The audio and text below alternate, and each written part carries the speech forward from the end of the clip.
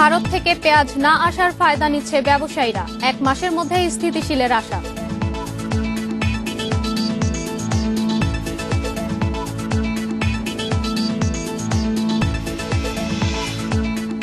পেঁয়াজের দাম নিয়ে কারসাজি, কেজিতে অতিরিক্ত 20 টাকা মুনাফা করছেন ব্যবসায়ীরা।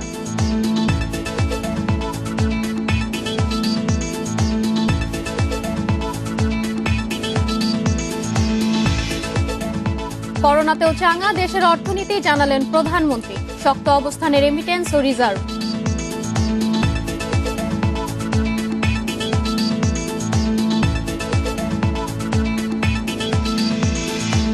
করোনার পাশাপাশি দীর্ঘ বন্যার প্রভাবে হুমকিতে ডেইরি শিল্প, 5,000-এর বেশি খামার বন্ধ।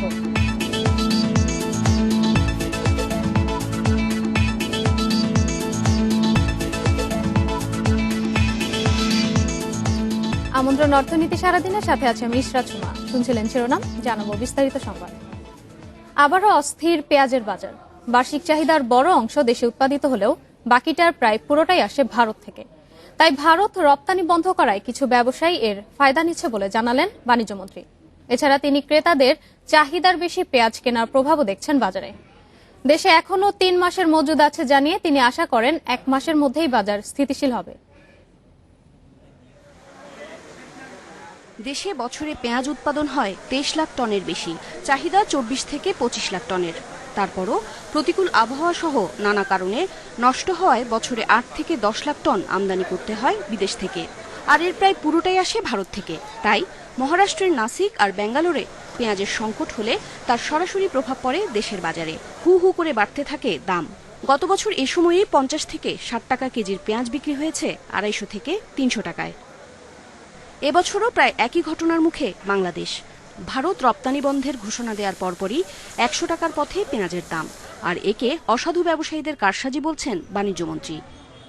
সারা দেশে যদি হিসাব করি হয়তো ছড়ায় ছিটায় 6 লক্ষ টন আমাদের হাতে আছে, কিন্তু আমরা যদি হিসাবটা ধরি জানুয়ারি এন্ড পর্যন্ত, তাহলে আমাদের দরকার প্রায় 10 লক্ষ টন।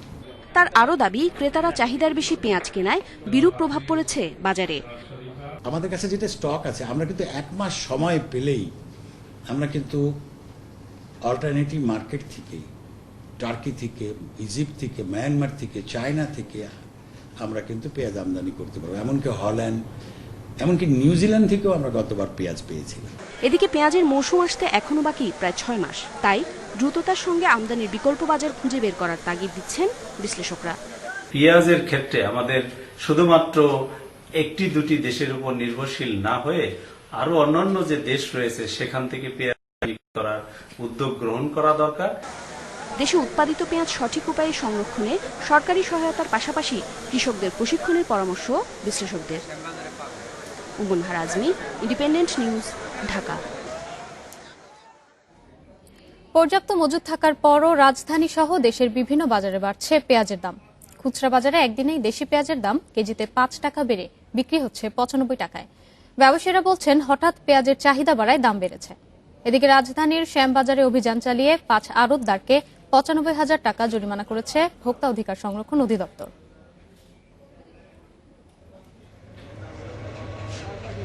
দুদিন আগে হঠাৎ পেঁয়াজ রপ্তানি বন্ধ করে ভারত। এরপরই অস্থির হয়ে ওঠে দেশের বাজার।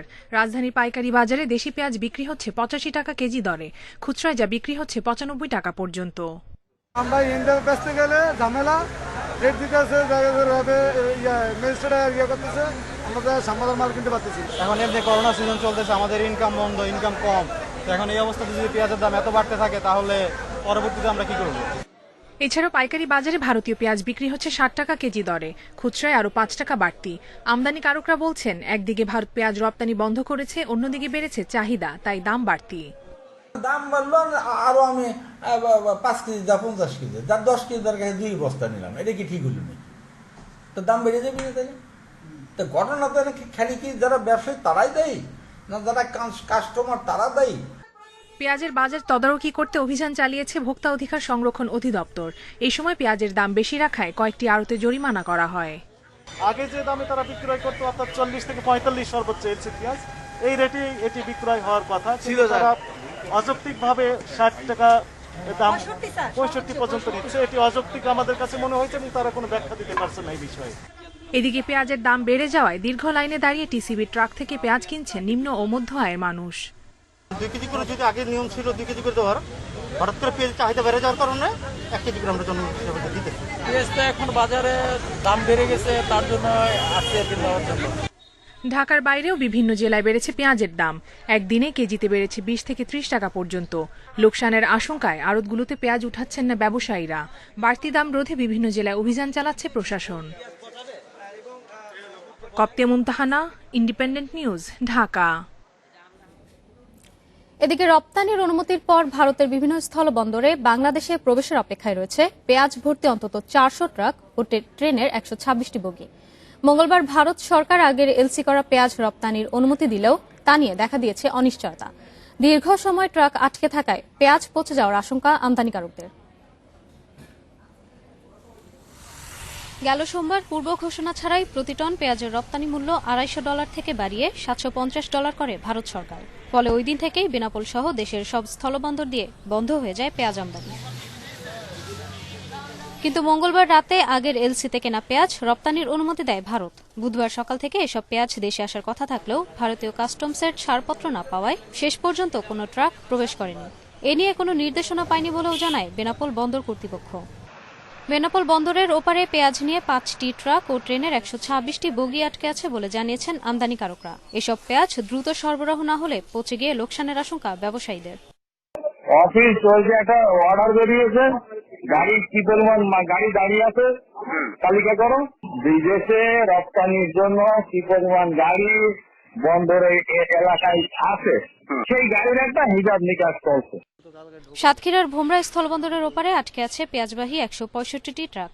ব্যবসায়ীরা জানান আগের এলসি করা পেঁয়াজের মূল্য টন প্রতি $262 হলেও বর্তমানে তা $300 দাবি করছেন ভারতের ব্যবসায়ীরা।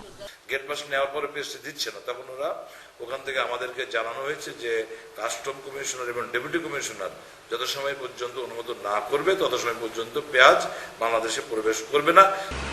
এদিকে চাঁপাইনবাবগঞ্জের সোনা মসজিদ স্থলবন্দরের ওপারে পেঁয়াজবাহী 200 ট্রাক এবং হিলি স্থলবন্দরের ওপারে আরও অন্তত 40টি ট্রাক আটকে আছে বলে জানিয়েছেন আমদানিকারকরা।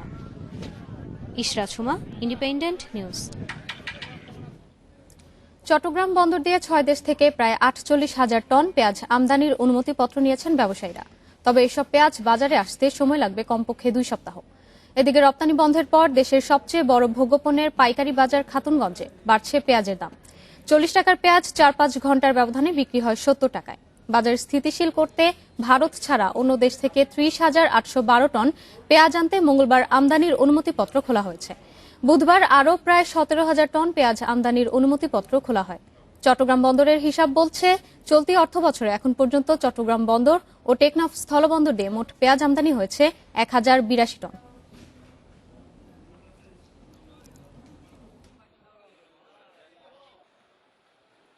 মালগুলো তো বর্তমানে ইন্ডিয়ার থেকে আসছে যে আরো 1 সপ্তাহ আগে দোকানে দোকানে মাল জমা আছে, আরো আগের মাল, কালকের মাল, আজকের মাল ঢুকতে আছে।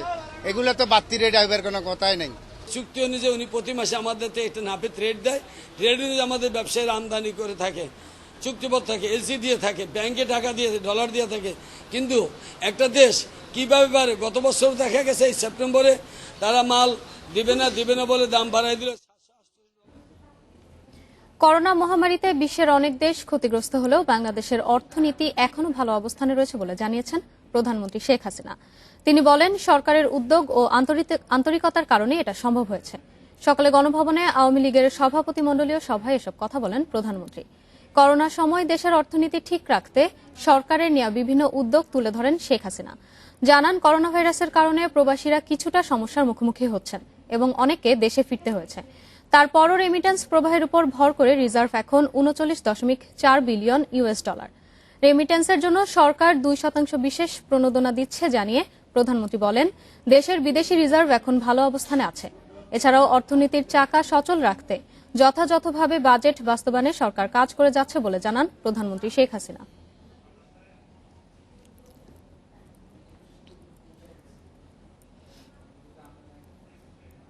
রাজনৈতিক দল হিসেবে আমরা যদি অন্য দলগুলি দেখি, তারা হয়তো শুধু ওই লিপ সার্ভিস অর্থাৎ মুখে মুখে কথা বলেছে, কিন্তু প্রকৃত মানুষের কাছে যে মানুষকে সাহায্য করা, সেটা কিন্তু আমরা অন্য দল বা অন্য সংস্থা অনেকে আমরা দেখেছি তাদের উপস্থিতিটা ওভাবে দেখিনি। বহু এনজিও টেনজিও অনেকেই আছে, কিন্তু তাদেরকে আমরা সেভাবে কিন্তু ওভাবে দেখি নাই।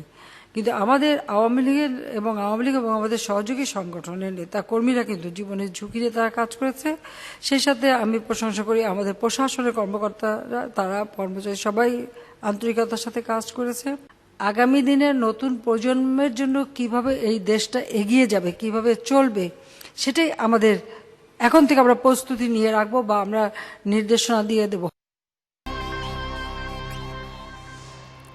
সামাজিক নিরাপত্তা কর্মসূচির আওতায় দরিদ্র জনগোষ্ঠী কম সুবিধা পাচ্ছে, তবে যারা দরিদ্র নয় তারা বেশি সুবিধা পাচ্ছে, এমন তথ্য উঠে এসেছে এসডিজি বাস্তবায়নে নাগরিক প্ল্যাটফর্মের ওয়েবিনারে। তবে কর্মসূচির আওতায় থাকা ৯৭% মানুষই উপকৃত হচ্ছেন। সেন্টার ফর পলিসি ডায়ালগ এবং অক্সফাম ইন বাংলাদেশ যৌথভাবে এই সভা করে। গবেষণায় উঠে আসে বয়স্ক ভাতা, অতি দরিদ্রদের কর্মসংস্থান, প্রাথমিক ও মাধ্যমিক স্কুলের উপবৃত্তি এবং মাতৃত্বকালীন ভাতা, এই ৫ খাতে যারা দরিদ্র না তারা বেশি সুবিধা পাচ্ছে। কর্মসূচির আওতায় যাদেরকে সুবিধা দেওয়া হচ্ছে তার মধ্যে ৩৪.৪০% দরিদ্র, বাকি ৬৫.৬০%ই দরিদ্র নয়। সামাজিক নিরাপত্তা কর্মসূচিতে স্বচ্ছতা আনতে ন্যাশনাল ডেটাবেস তৈরির পরামর্শ দেওয়া হয়।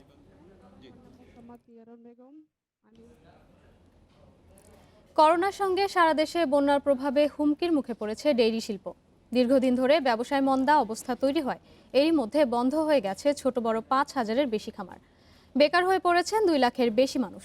তাই ডেইরি শিল্প রক্ষায় প্রণোদনার অর্থ দ্রুত ছাড় করার পাশাপাশি গোখাদ্যের দাম কমানোর পরামর্শ দিচ্ছেন সংশ্লিষ্টরা।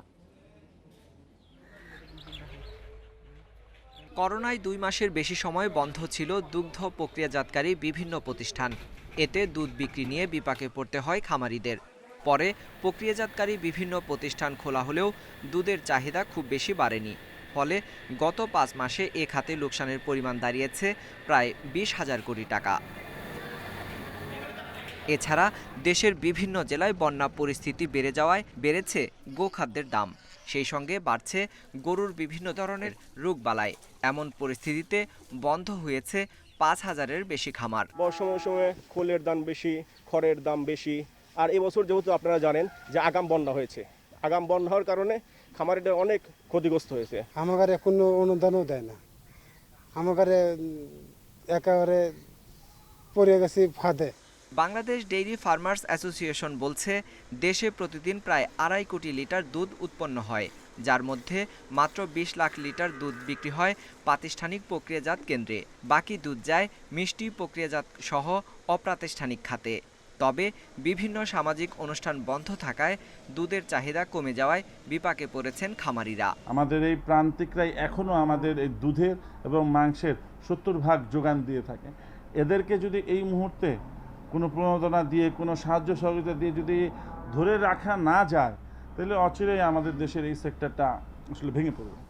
অর্থনীতিবিদরা বলছেন, প্রান্তিক খামারিদের বাঁচাতে হলে সহজ শর্তে ঋণ সুবিধা দিতে হবে, সেই সঙ্গে দিতে হবে উৎপাদিত দুধ ন্যায্য মূল্যে বিক্রির নিশ্চয়তা। দুগ্ধজাত পণ্য উৎপাদনের জন্য প্রশিক্ষণ এবং তার পাশাপাশি পুঁজির সহায়তা দরকার। কৃষি খাতের প্রণোদনার অংশ হিসেবে এই ডেইরি খাতে পুঁজির যোগান দিয়ে এখান থেকে ডাইভার্সিফাইড ডেইরি প্রোডাক্ট তৈরির জন্য প্রশিক্ষণেরও ব্যবস্থা করতে হবে। ডেইরি শিল্পকে বহুমুখীকরণের মাধ্যমে বিভিন্ন পণ্য তৈরি করে বিদেশে রফতানির তাগিদ দিচ্ছেন অর্থনীতিবিদরা। এতে দুধের বাজারে যে ধরনের সংকট তৈরি হয়েছে তা দূর করা সম্ভব হবে। Sohel Rana, independent news, Dhaka. এবারে শেয়ার বাজারের খবর। বুধবার মূল্যসূচক ও লেনদেন বেড়েছে দেশের 2 শেয়ার বাজারে। ঢাকা স্টক এক্সচেঞ্জে প্রধান সূচক ডিএসইএক্স বেড়েছে 16 পয়েন্ট এবং লেনদেন 1000 কোটির বেশি। সপ্তাহের চতুর্থ কার্যদিবসে মোট লেনদেন হয়েছে 1147 কোটি 25 লাখ টাকা শেয়ার, যা আগের কার্যদিবস থেকে 151 কোটি 65 লাখ টাকা বেশি। লেনদেনে অংশ নেওয়া 356টি কোম্পানি ও মিউচুয়াল ফান্ডের মধ্যে দর বেড়েছে 185টির, কমেছে 120টির এবং অপরিবর্তিত রয়েছে 51টি প্রতিষ্ঠানের শেয়ার দর। এছাড়াও সবচেয়ে বেশি লেনদেন হওয়া প্রতিষ্ঠানের তালিকায় ধারাবাহিকভাবে প্রথম অবস্থান ধরে রেখেছে বেক্সিমকো ফার্মাসিউটিক্যালস, আর দর বৃদ্ধির শীর্ষে উঠে এসেছে এইচআর টেক্সটাইল। এদিকে চট্টগ্রাম স্টক এক্সচেঞ্জের সার্বিক সূচক বেড়েছে 60.5 পয়েন্ট, লেনদেন হয়েছে 35 কোটি 18 লাখ টাকা শেয়ার।